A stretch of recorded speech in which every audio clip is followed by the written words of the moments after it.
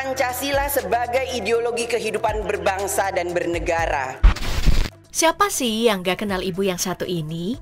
Sosok yang punya pengaruh besar pada sepak terjang Partai PDI Perjuangan ini tentu udah familiar ya bagi kita semua. Megawati Soekarno Putri. Bagaimana tidak, Megawati merupakan seorang presiden wanita Indonesia pertama yang juga seorang putri dari presiden Indonesia pertama yakni Soekarno. Dirinya kerap kali terlihat warawiri dalam banyak acara politik seperti kegiatan partai bersama Puan Maharani, putri kandungnya. Jangan salah, ternyata Puan Maharani masih punya saudara tiri yang jarang terekspos oleh awak media. Siapakah mereka? Megawati resmi dipersunting pada 1 Juni 1968 oleh Letnan 1 Surindro Supardjo, seorang pilot pesawat Auri dan perwira pertama pada Tentara Nasional Indonesia Angkatan Udara Republik Indonesia. Dari hasil pernikahannya ini, keduanya dikaruniai 2 orang putra. Namun sayang, pernikahannya hanya berselang selama 2 tahun. Pasalnya, pada tanggal 22 Januari 1970, Surindro menghembuskan nafas terakhir setelah mengalami kecelakaan pesawat Skyfan T701 yang dikemudikannya. Pesawat ini jatuh di perairan Pulau Biak Irian Jaya Saat itu, Megawati masih mengandung anak kedua, Prananda, saat mendapat kabar sang suami meninggal dunia. Atas kejadian tersebut, Megawati kemudian menjadi ibu tunggal yang mengurus kedua putranya. Putra pertama diberi nama Muhammad Rizky Pratama dan sang bungsu Muhammad Prananda Prabowo.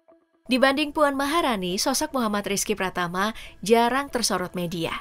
Ya, hal ini karena ia memilih jalan yang berseberangan dengan menjadi pebisnis dibanding kedua saudaranya yang aktif dalam dunia politik. Kehadirannya sempat menarik perhatian publik tatkala dirinya menyambut jenazah Taufik Kemas di Bandara Halim Perdana Kusuma.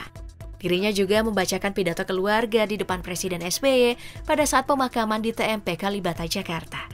Meskipun tidak tersentuh media, pria yang akrab disapa Tatam ini ternyata pernah memicu kontroversi. Namanya digadang-gadang disebut dalam kasus korupsi impor bawang putih yang ikut melibatkan beberapa pejabat di Kementerian Perdagangan pada tahun 2019.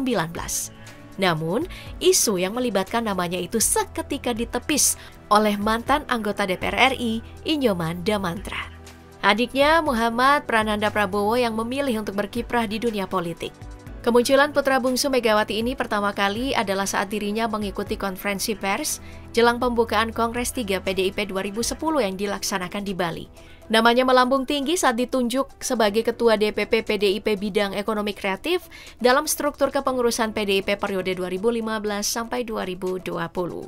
Namanya kembali muncul sesaat setelah masuk dalam daftar pengurus susunan pengurus DPP PDIP periode 2019 sampai 2024. Prananda dipilih menjadi Ketua Bidang UMKM, Ekonomi Kreatif dan Ekonomi Digital saat Kongres 5 di Bali pada 8-11 Agustus 2019. Bagi kaum marhaen, Prananda ini dianggap sebagai salah satu pewaris terah Soekarno. Bahkan dirinya pernah didaulat sebagai keturunan ideologi Soekarno yang paling cocok untuk menggantikan Megawati Soekarno Putri karena dinilai memiliki potensi dan kapabilitas yang sangat besar. Saat ini Prananda menduduki jabatan sebagai Kepala Ruang Pengendali dan Analisa Situasi di PDIP. Pria dengan julukan Man Behind the Door ini dikenal sebagai konseptor pidato politik dari Megawati. Salah satu pidato Megawati yang menarik perhatian masyarakat adalah pidato pembukaan Kongres 3 PDIP tahun 2010. Dalam pidato tersebut, Prananda menyisipkan penggalan nasihat dari kitab Bhagavad Gita.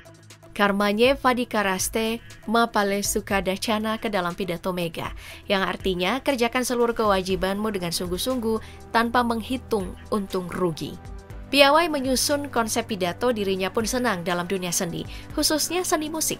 Pria kelahiran 23 April 1970 ini menyukai aliran musik cadas. Iron Maiden, sebuah band asal Inggris, menjadi favoritnya. Ketertarikannya pada dunia musik mengantarkan Tatam bergabung sebagai basis dengan band rock bernama Rodinda. Mengandalkan statusnya sebagai cucu Soekarno, band Rodinda kerap menyanyikan lagu-lagu bertema nasionalisme dari ajaran Bung Karno. Viver Periskoloso dan Bung Karno Bapa Bangsa adalah beberapa contoh besutan lagu dari Rodinda. Menariknya, himne PDI Perjuangan yang menjadi lagu kebanggaan bagi kader Banteng di seluruh Indonesia juga merupakan karya dari Prananda.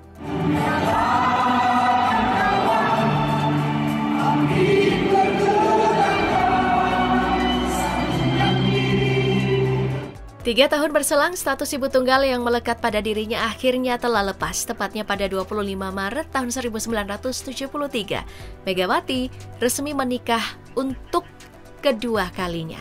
Lebih tepatnya ketiga kalinya dengan Muhammad Taufik Kemas, seorang teman sesama aktivis di Gerakan Mahasiswa Nasional Indonesia sejak dulu.